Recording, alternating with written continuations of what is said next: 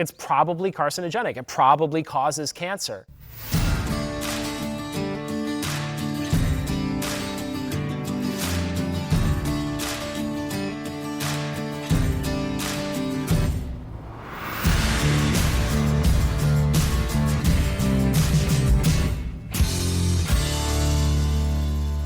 What up? Welcome to another episode of Manward in the Field. I'm Andy. And I'm Alex, and this is a field, which feels like the eighth circle of hell today. But we are in this field, as we always are, on your beautiful property here. You call this the upper field, is that right? And just out of frame, we have sunflowers, corn, beets. Behind us, we have some beehives. And there might be some weeds. Yeah, we are, as always, filming in the weeds, which is a good metaphor for the show. It's actually good that you bring up weeds, because we're going to talk a little bit today about weeds and how the farmers' quest to eradicate them create a multi-billion-dollar conglomerate that may or may not be giving people cancer.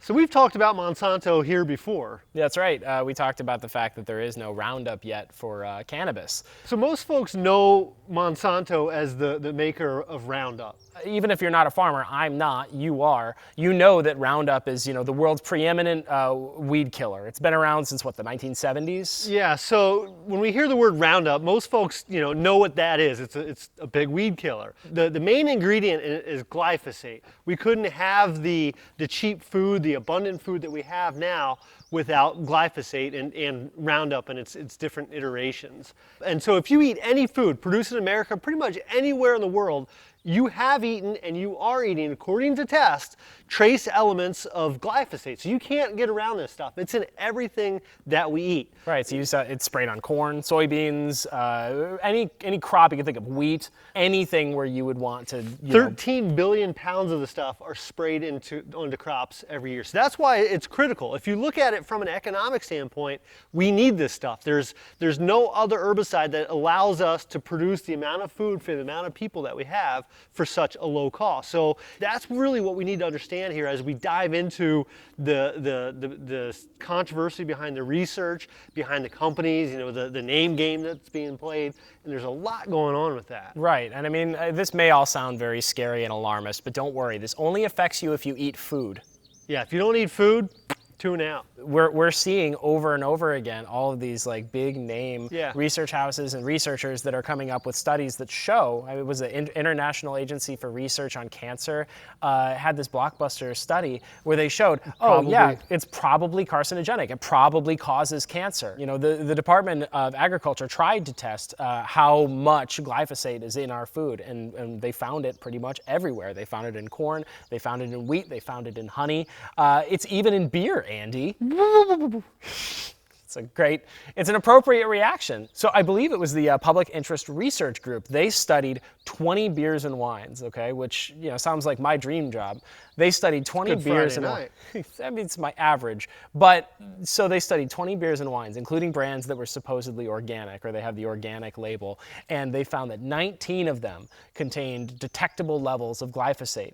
So when you're drinking your organic rosé cider and you're thinking, oh, I'm actually doing something great for my body, you're drinking weed killer. Yeah, exactly. And speaking of organic, so I mean, me and my thoughts on organic. It's a big marketing ploy. The European body has banned some of the chemicals within Roundup. One of those chemicals is perfectly fine within the organic certification here in the United States. So over there it's causing cancer. Over here it's organic. Charge more for it. Roundup as a whole, you take a sample, in a test tube out of the bottle and test that for cancer. That's never been done.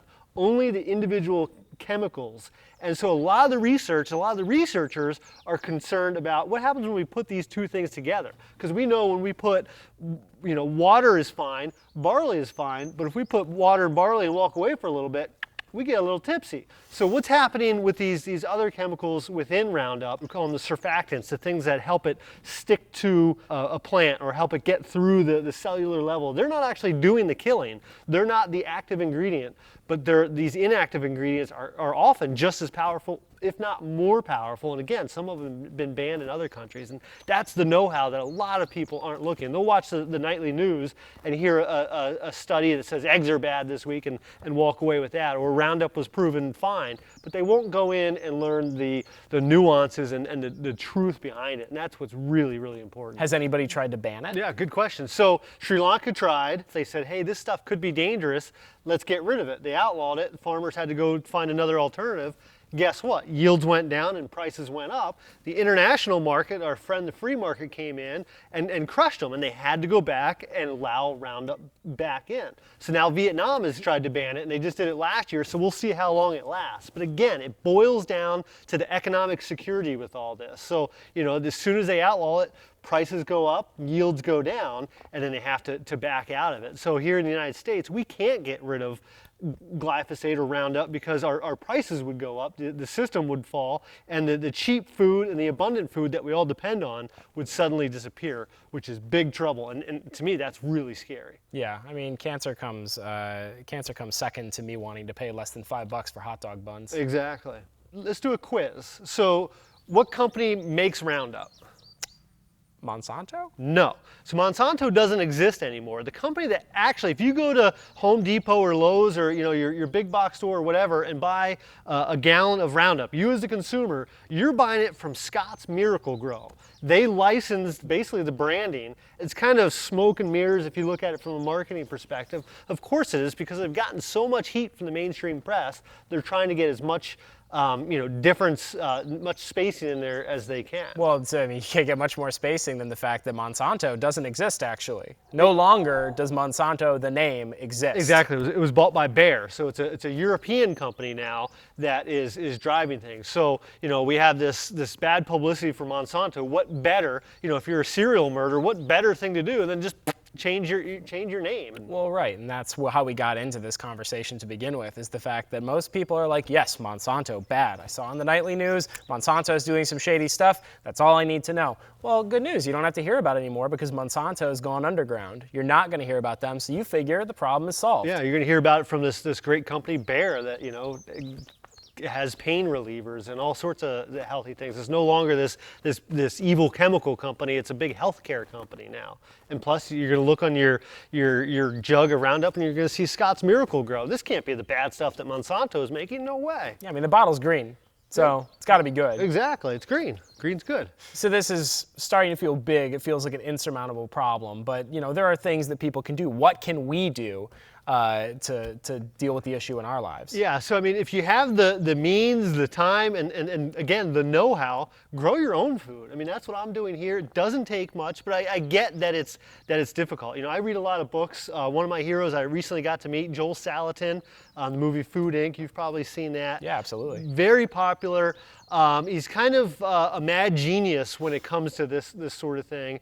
He just started shipping his own meat across the country, but he's teaching people how to grow food on a, kind of a singular level on their own. So I always say, know your local butcher, know your local farmer. We all have our mechanic that we trust our car to. We have a dentist that our dentist is the best, but who's your farmer? You go to the grocery store and buy the cheapest thing, and it could be coming from who knows where. Mexico, I think 2% of our food, something like that, is grown here in the States now. So much of it's being imported. Well, and even if it is coming from right down the street, you don't know if it's coming from down the street at a farm where they are heavily spraying with Roundup. And that's a huge point with Roundup. So all the testing is done according to the label. So if you're the testing, the FDA, all those folks, EPA will say, yes, we tested this according to the label. But I guarantee you that your local farmer is getting sloppy. He's spilling glyphosate. He's got a weed problem. He's going a little heavier with it. That's why it's so important to know your local farmer, know him on a first name basis, and trust him. If you don't trust him, find somebody else. This is stuff that is going into your body. If you're just buying from a mega conglomerate because it's cheaper, you're making a huge mistake. So I followed guys like Joel. I'll give him a plug. I like the guy. Read his books. And do what you can. A ton of people, a ton of local farmers are trying to make it by selling locally. So again, find them. You might have to pay a little bit more, but believe me, it's worth it. Yeah, so I guess in light of all this, maybe I do need to say goodbye to my $5 hot dog buns. Yeah, but they'll be $5.50 and you'll be a lot healthier. You'll make up for it on your copay. Yeah, and I mean, I think you're being a little humble as well. You know, in addition to Joel, we've published a book that you've written. You spent a year pulling together information about how to best naturally treat the things that most people are happy to treat with big pharma, big ag. It's called Nature's Miracles. We'll put a link in the description. I don't know. Ugh, we're bad at plugs. But the point is, this is something that you're truly passionate about. It's why you're linking up with guys named Joel, and it's why we're out here sweating like pigs in the hot summer sun.